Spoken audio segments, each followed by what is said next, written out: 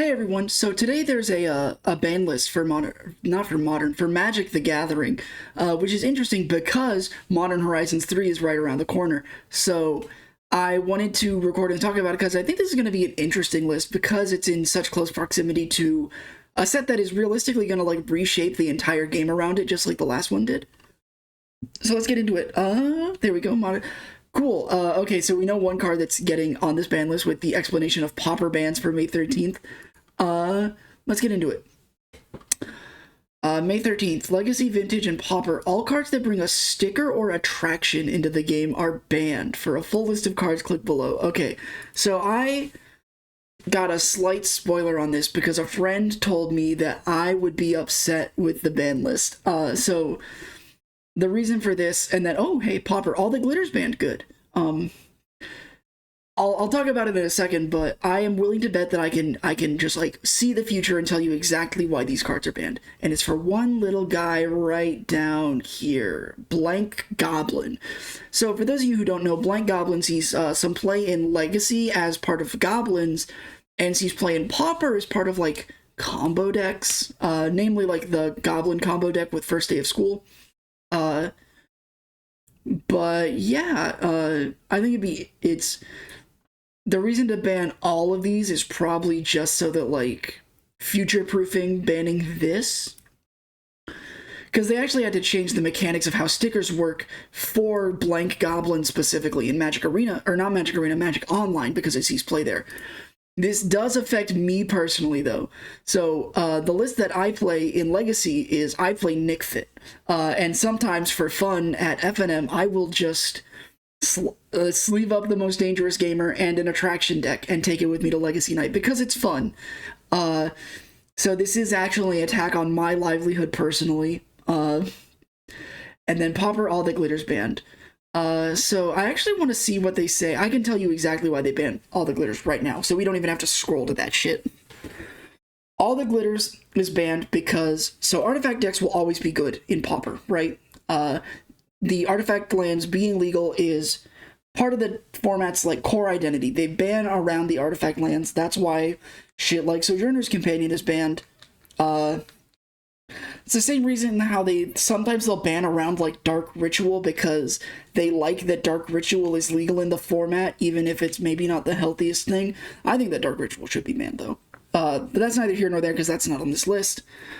Anyways, all the glitters created a really interesting new take on Affinity, where you played like blue-white Affinity instead of Grixis Affinity, and instead of like just playing like this like mid-range grind deck that would play like 2 threats per turn, get them back, sack them for advantage, get them back, cast 2 threats per turn.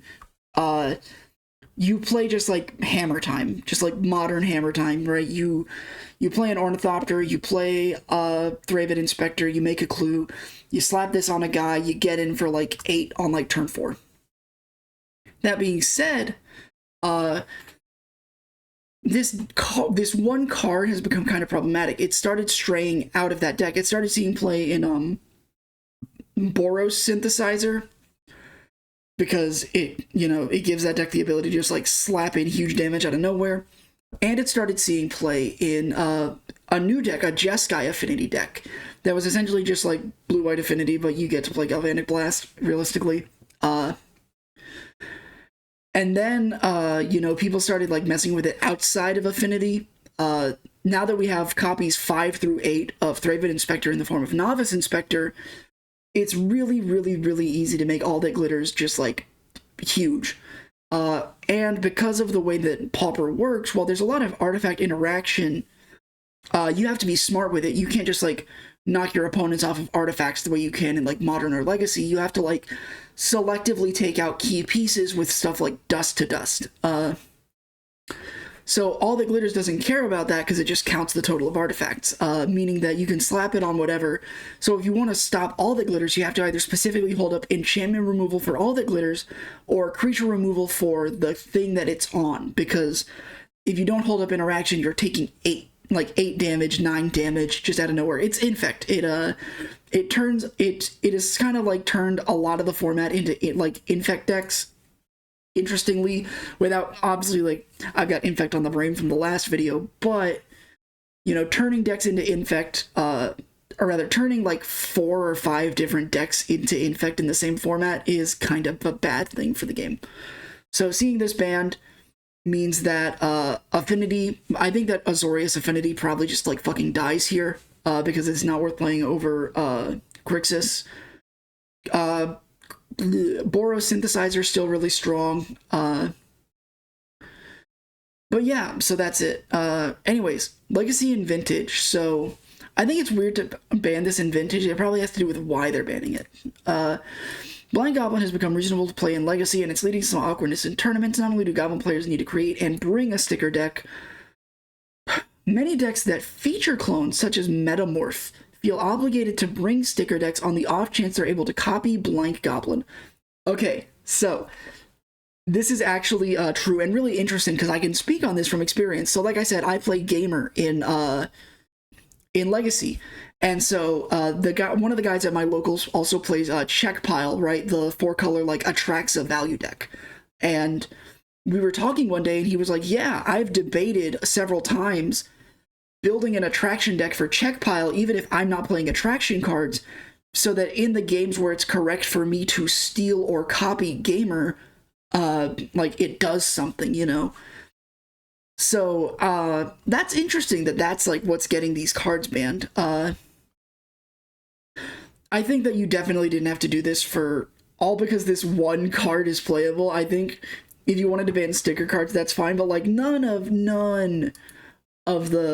these cards are good. Literally the most effective use case for attraction cards is they're artifacts for like they're cards that make artifacts for like Affinity or for Greater Gargadon sacrifices. Like that's the use case of attractions. So that's interesting. Standard, no bans because they get 1 ban every summer unless there's something broken. Pioneer got a new deck in Karavek, which is so the Vein Ripper deck has been doing really good against Phoenix. Phoenix being good is like usually not very good for the format because it's one of those decks that requires a lot of sideboard space to beat. Waste Not with Karavek the Punisher, which I always forget that Waste Not is like Pioneer legal. It feels like a commander card.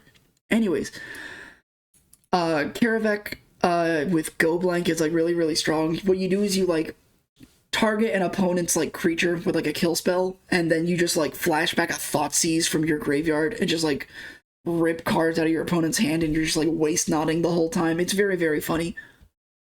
Modern, we're getting MH3 next month, so obviously we're not getting any changes there. And then I think all that's left is, Legacy. Keeping an eye on Orcish Bowmasters and Grief. For those of you that don't know, Grief has started seeing play in Reanimator, because it turns out that Rakdos Scam is really strong when you can back it up with Atraxa Grand Unifier. Or when you can back it up with Grizzlebrand to replace the 3 cards you spend on the scam. So, again, though, this is a thing where, like, Modern Horizons 3 is probably going to totally reshape Legacy, just like last time. So when Orcish Bowmasters came out, I was very pro Bowmasters, right? I play a Jund deck in Legacy, so it's a deck that counters Brainstorm in my deck that doesn't get to play it. So, like, it's easy to see the benefits of the card without seeing the downsides, but the card's just kind of, like, omnipresent, right? It's literally like the Brainstorm thing where it's like, oh, if you're playing this color, you're playing for this card. And there are decks that will, like, pivot to this color so that they can play Bowmasters sometimes, because bolting your opponent when they play Brainstorm is really, really good. So we'll see. And then Vintage and Pauper, and then everything below this is the fake formats on Arena, like it always is. So yeah, interesting list. I think the Pauper ban is good. I think that the Legacy ban is ultimately good, even if it's like kind of like nothing, when stickers came out, a lot of people thought they were gonna have to get banned for like malicious reasons, where people were like finding ways to damage cards and like get judge calls on their opponents. But I think that ultimately it's good to see these cards not have to take up brain space or be things that like Legacy players complain about, because more than anything, you think the guy like your commander FNM who hates like Fallout is like annoying.